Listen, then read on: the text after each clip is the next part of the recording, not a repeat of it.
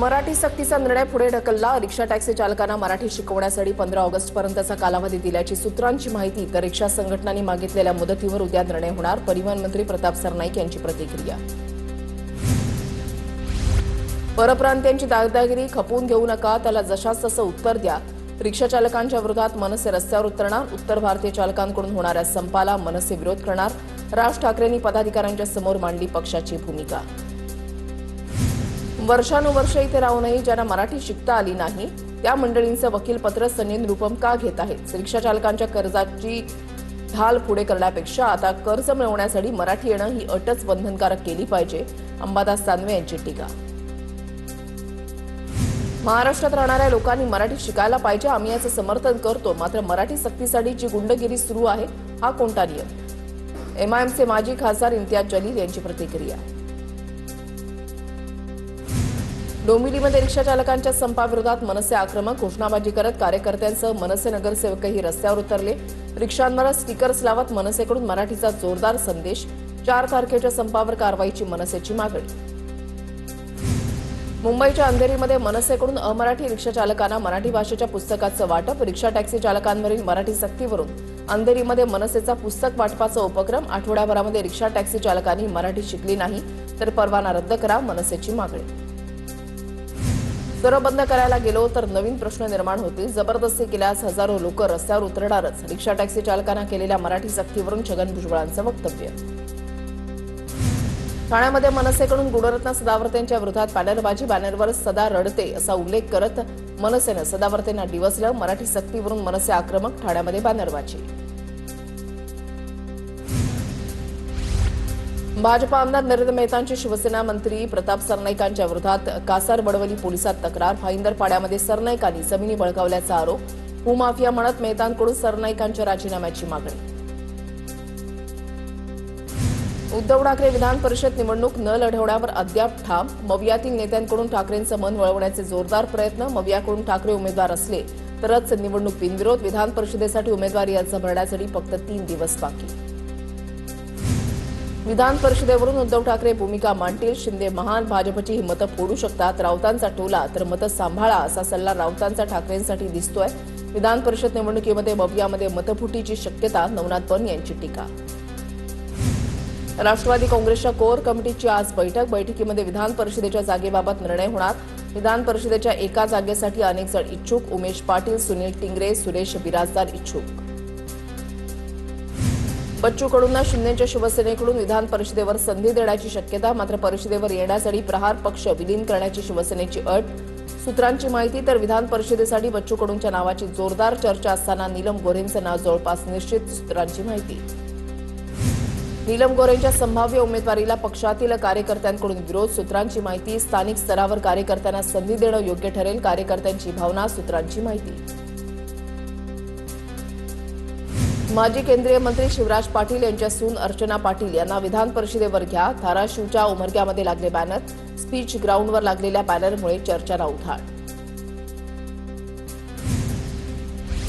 नवनीत राणा आम्हाला चिल्लरच समजतात, कारण त्या मोदींना ठोक समजतात। त्या सी ग्रेडच्या पॉप्युलर हिरोईन, त्यामुळे त्या महानच असणार। विजय वडेट्टीवारांची नवनीत राणांवर बोचरी टीका। तर वडेट्टीवारांचं मानसिक संतुलन बिघडलंय, त्यांनी रुग्णालयामध्ये जाऊन डोकं तपासावं। रवी राणांचं वडेट्टीवारांना उत्तर। उद्धव ठाकरेंसोबतच्या भेटीच्या बातमीवर फडणवीसांनी खुलासा केला। फडणवीसांनी खुलासा केलाय तर अजून काय हवं? उद्धव ठाकरे फडणवीस भेटीवर राऊतांची प्रतिक्रिया। राज्य सरकारच्या पद्म पुरस्कार समितीमध्ये सांस्कृतिक मंत्री आशिष शेलारांना स्थान नाही। सरकारकडून समितीच्या स्थापनेचा शासन निर्णय प्रकाशित।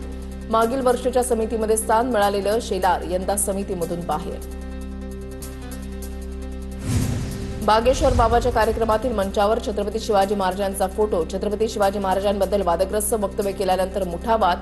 नागपुरात धीरेंद्र शास्त्रींच्या 5 दिवसीय रामकथेला कालपासून सुरुवात।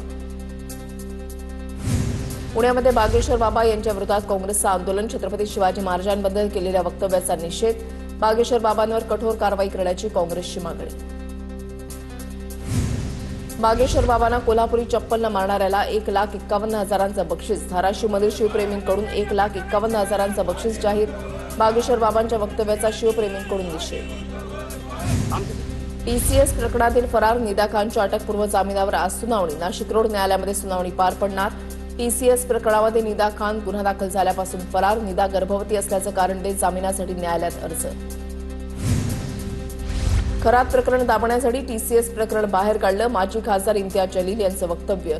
तर जलीलांचा धर्मांतर करायला पाठिंबा आहे का? गुलाबराव पाटलांचा सवाल. तर जलील यांचा महाराष्ट्र हिरवा करण्याचा प्रयत्न कधीही यशस्वी होणार नाही. बन यांचा हल्लाबोल. लव्ह जिहाद रोखण्यासाठी मुख्यमंत्र्यांनी कायदा केलाय. आम्हाला शस्त्र चालवायलाही शिकवलेलं आहे. जिहाद प्रकरण रोखण्यासाठी आम्ही शस्त्र देखील चालू. पुण्यातल्या भोरमध्ये भाजपा आमदार महेश लांडेंचं वक्तव्य. अमरावतीच्या परतवाडामधील लैंगिक शोषण प्रकरणी मुख्य आरोपी अयान अहमदसह 3 दिवसांची पोलीस कोठडी आज संपणार. 4ही आरोपींना आज पुन्हा अचलपूर सत्र न्यायालयामध्ये हजर केलं जाणार.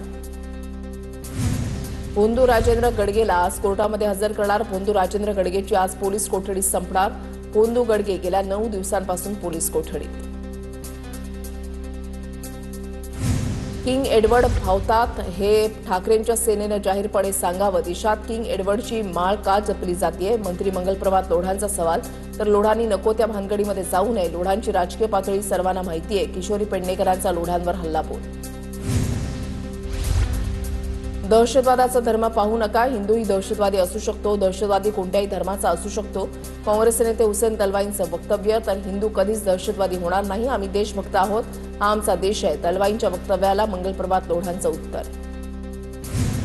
पुण्यामध्ये परदेशी नागरिक एका धर्माचा प्रसार करत असल्याचा आरोप. पत्रक वाटणाऱ्या परदेशी नागरिकाला स्थानिकांनी पोलिसांच्या ताब्यात दिलं. पोलिसांकडून परदेशी नागरिकाची चौकशी. पिंपरी चिंचवडच्या काळेवाडीमधील अंधश्रद्धा मारहाण प्रकरणाला नवं वळण. परस्पर विरोधी गुन्हे दाखल करण्यात आल्यानं प्रकरण अधिकच गुंतागुंतीचं बनलं.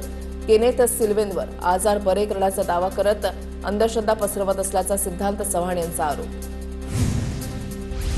करवळ्यामधील भोंदू बाबा मनोहर भोसलेचा घोटी आश्रम कायमस्वरूपी बंद करा.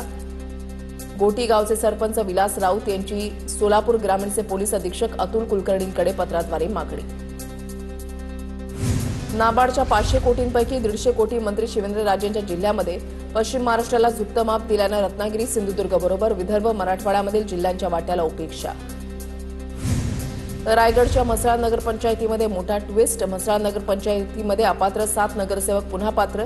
जिल्हाधिकाऱ्यांनी घेतलेला निर्णय नगरविकास विभागानं बदलला. राष्ट्रवादीची मागणी फेटाळली. शिवसेनेचे नगरसेवक पात्र. नाशिकच्या सिन्नरमध्ये भीषण पाणी टंचाई. संतप्त महिलांचा नगर परिषदेवर हंडा मोर्चा. मुख्याधिकाऱ्यांच्या टेबलवर हंडे ठेवून महिलांकडून निषेध. पाणीपुरवठा सुरळीत करण्याची आंदोलक महिलांची मागणी. तृप्ती देसाईंच्या विरोधात शिंदेची शिवसेना आक्रमक. नीलम गोऱ्हेंवर वक्तव्य केल्यानं देसाईंना सद्बुद्धी यावी यासाठी पाळणा हलवला. महिला आघाडीच्या कार्यकर्त्यांनी देसाई यांचा फोटो पाळण्यात ठेवून आंदोलन केलं. चिखलफेक प्रकरणावर सिंधुदुर्ग जिल्हा सत्र न्यायालयाकडून नितेश राणे यांच्यासह 40 जणांची निर्दोष मुक्तता. मात्र भारतीय दंड अधिनियम 504 अंतर्गत राणेंना दोषी ठरवलं. नितेश राणे काँग्रेसमध्ये असताना अभियंता प्रकाश शेडेकर यांच्यावर चिखलफेक करण्यात आली होती. माझी आमदारकी जात नसते. मात्र मी जोपर्यंत आमदार आहे तोपर्यंत राष्ट्रवादी काँग्रेसचे माजी आमदार दिलीप मोहिते पाटील हे जेलमध्ये जातील. बाबाजी काळेंचा दावा. नागपूर महापालिकेमध्ये 33 कोटी 50 लाखांचा कचरा घोटाळ्याचा आरोप. नागपूर काँग्रेसचे अध्यक्ष आमदार विकास ठाकरेंचा आरोप. घोटाळ्याच्या चौकशीच्या मागणीसाठी विकास ठाकरेंचं मुख्यमंत्र्यांना पत्र. राज्यभरातील कृषी सेवा केंद्र चालकांचा आजपासून बेमुदत बंद. 85,000 कृषी सेवा केंद्र चालकांचा बंदमध्ये सहभाग. अनधिकृत HT-BT बियाण्यांची विक्री आणि खत कंपन्यांकडून केल्या जाणाऱ्या लिंकिंग पद्धती बंद करण्याची मागणीसह इतर अनेक मागण्या. सांगलीमधल्या हुतात्मा सहकारी कारखान्याच्या विरोधातील आंदोलन आक्रमक. संतप्त आंदोलकांनी कारखान्याच्या अध्यक्ष कार्यालयाला टाळं ठोकलं. कारखान्याचे अध्यक्ष वैभव नायकवडी यांच्या राजीनाम्याची मागणी. महाराष्ट्र मेडिकल काउन्सिलच्या निवडणुकीमध्ये नागपूर केंद्रावर अत्यल्प प्रतिसाद. केवळ 15% मतदान. 9 जागांसाठी रविवारी मतदान पार पडलं. जिल्ह्यातील एकूण 8,455 पैकी केवळ 1,327 म्हणजेच 15.69% डॉक्टरांनी मतदानाचा हक्क बजावला.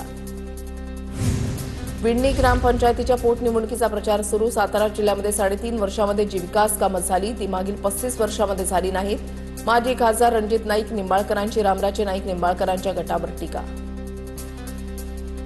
मुख्यमंत्री लाडकी बहीण योजनेच्या ई-KYCसाठी फक्त 4 दिवस शिल्लक. राज्यातील 26,34,000 महिलांची ई-केवायसी अद्याप रखडलेली. 30 एप्रिल नंतर अपात्रतेची टांगती तलवार. ई-केवायसीसाठी आतापर्यंत 3 वेळा मुदतवाढ. कराड तालुक्यामध्ये जनगणनेच्या पहिल्या टप्प्यामधील प्रक्रियेसाठी 3 दिवसीय प्रशिक्षणाचा शुभारंभ. आमदार अतुल भोसले आणि मनोज घोरपडे यांच्या उपस्थितीमध्ये प्रगणकांना मार्गदर्शन. गोवंशाचं संरक्षण करा, गोमातेला राष्ट्रमातेचा दर्जा द्या, अशा अनेक मागण्यांसाठी लातूरमध्ये दिंडी. गोहत्या प्रतिबंधक कायद्याची कठोर अंमलबजावणी करण्याची मागणी. नेर तलावातून जिहे कटापूर योजनेचं येरळा नदीमध्ये पाणी सोडण्याची मागणी. ठाकरेंच्या शिवसेनेचा पुसेगाव चौकामध्ये रास्ता रोको. पुसेगाव चौकामध्ये वाहनांच्या भल्या मोठ्या रांगा. अहिल्यानगर इथल्या घटनेचा इंदापूरमध्ये सराफ व्यावसायिकांकडून निषेध. कोतवाली पोलिसांकडून सराफ बांधवांना मारहाण करत खंडणी उकळल्याचा आरोप. दोषी अधिकाऱ्यांवरती कारवाई करण्याची मागणी. वाशिमच्या मालेगाव तालुक्यामधल्या काही गावात भीषण पाणी टंचाई. दुबळेवेलमधील गावकऱ्यांचा जिल्हाधिकारी कार्यालयावर मोर्चा. पाणी मिळत नसल्यानं मुलांची जमत नसल्याची महिलांची अप्पर जिल्हाधिकाऱ्यांकडे तक्रार.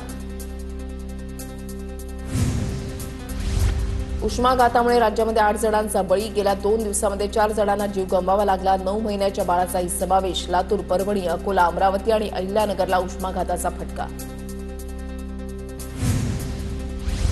राज्यामध्ये उष्णतेची लाट. देशामध्ये सर्वाधिक तापमान विदर्भात. विदर्भातील सर्व शहरांमध्ये तापमान 44 अंशाच्या पुढे. विदर्भातील 4 जिल्ह्यांमध्ये पारा 46 अंश पार. अकोल्यामध्ये 46.9 अंश तर नागपूर आणि चंद्रपूरमध्ये पारा 45 अंशांच्या पुढे. अकोल्यामध्ये उष्णतेचा कहर. आज ऑरेंज तर पुढील 3 दिवस येलो अलर्ट. उष्णतेची लाट आणखी तीव्र होण्याची हवामान विभागाची शक्यता. जगातील 95 सर्वात उष्ण शहरं देशातच. हिमाचल, पंजाब, हरियाणा, चंदीगड, दिल्ली, उत्तर प्रदेश, राजस्थान, पश्चिम आणि पूर्व मध्य प्रदेश, महाराष्ट्रातील विदर्भ, बिहार, गुजरात आणि छत्तीसगडमधील काही भागांसाठी उष्णतेच्या लाटेचा इशारा.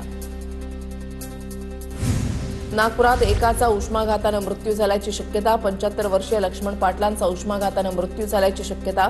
लक्ष्मण पाटील कळमेश्वरमधील मांडवी गावातील रहिवासी. पुणे शहरामध्ये तापमानाचा पारा वाढला. कोरेगाव पार्क परिसरामध्ये तब्बल 43 अंश सेल्सिअस तापमानाची नोंद. तर मुख्य शहरामध्ये तापमानाचा पारा 40 अंशांवर. नागरिकांनी गरज असेल तरच घराबाहेर पडण्याचे निर्देश. नंदुरबारमध्ये तापमान 43 अंशांवर. उकाड्यानं नागरिक हैराण. पुढील काही दिवस उष्णतेची लाट कायम राहण्याचा हवामान खात्याचा अंदाज. रत्नागिरीमध्ये तापमान 41 अंशांवर. पुढील 4 दिवसांमध्ये कोकण किनारपट्टी भागामध्ये तापमानामध्ये कमाल वाढ होणार. कोकणासाठी उष्णतेच्या लाटेचा येलो अलर्ट. लातूरमध्ये उष्माघाताने एका शेतकऱ्याचा मृत्यू. शेतामध्ये काम करत असताना 60 वर्षीय शेतकऱ्याचा मृत्यू. लक्ष्मण भंडारे असं मृत्यू झालेल्या शेतकऱ्याचं नाव. लातूरमध्ये तापमानाचा पारा 42 अंशांवर. लातूर जिल्ह्यामध्ये उष्माघाताचा 3रा बळी गेल्याची शक्यता. उष्माघातामुळे औसा तालुक्यामध्ये एरंडी गावात 25 वर्षीय तरुणाचा उष्माघातामुळे जागीच मृत्यू झाल्याचा प्राथमिक अंदाज. गोंदियामध्ये उष्णतेचा कहर. तापमान 44 अंशांवर. उन्हामुळे नागरिक हैराण. दुपारच्या वेळेमध्ये कडक उन्हामुळे रस्त्यांवर शुकशुकाट. नागरिकांना काळजी घेण्याचं आवाहन. धुळे जिल्ह्याचा तापमानाचा पारा तब्बल 45.1 अंशांवर. गेल्या 3 वर्षांनंतर तापमानाने शहरामध्ये उच्चांक गाठला. वाढलेल्या तापमानामुळे जनजीवन विस्कळीत. प्रथमच एवढ्या मोठ्या प्रमाणात तापमान वाढल्यानं रस्ते निर्मनुष्य. छत्रपती संभाजीनगरमध्ये तापमानाचा पारा 43.4 अंशांवर. मागील 3 वर्षाचा रेकॉर्ड मोडला. 12 मे पर्यंत तापमान आणखी वाढण्याची शक्यता. दुपारी 12 ते 4 या वेळेमध्ये नागरिकांनी खबरदारी घेण्याचं आरोग्य विभागाचं आवाहन.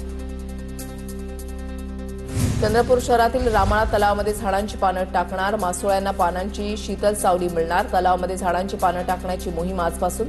तलावात गेल्या 5 दिवसांपासून हजारो मासोळ्यांचा उन्हामुळे मृत्यू झाल्यानंतर उपाययोजना. यवतमाळच्या आर्णी तालुक्यामधल्या कारे गावात भीषण पाणी टंचाई. जीव धोक्यात घालून विहिरीमध्ये उतरण्याची महिलांवर वेळ. आदिवासी विकास मंत्री अशोक उईके यांच्या जिल्ह्यातील घटना. मावळवासियांची जीवनवाहिनी म्हणून ओळखल्या जाणाऱ्या पवना धरणाची पाणी पातळी खालावली. धरणामध्ये 42% पाणीसाठा शिल्लक. पिंपरी चिंचवड शहरावर पाणी टंचाईचं संकट. बुलडाण्यामध्ये 43 अंश सेल्सिअस तापमानामध्ये पत्र्याच्या खोली शिष्यवृत्ती परीक्षा.